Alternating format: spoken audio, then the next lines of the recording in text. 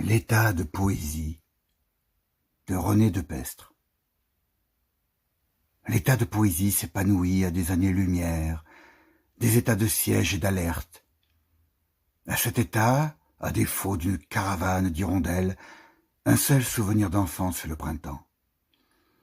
La vie trouve des îles où la canne à sucre et les préjugés de race ne passent jamais dans le même champ, sous les ailes blanches des corbeaux de l'infamie.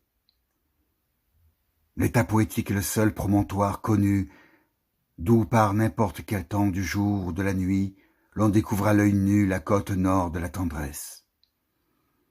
C'est aussi le seul état de la vie qui permet de marcher pieds nus sur des kilomètres de braise et de tessons ou de traverser à dos de requin un bras de mer en furie.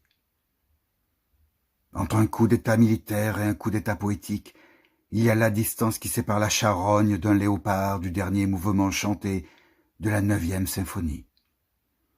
Un coup d'état poétique peut fournir l'électricité, sans une panne, pendant 100 ans, à une ville de 10 millions d'habitants. En état de poésie, le mâle ne prend pas la femelle, pas plus qu'il ne la possède, moins encore il la coupe, la taille, la dévore crue, ou la soumet à une implacable cognée.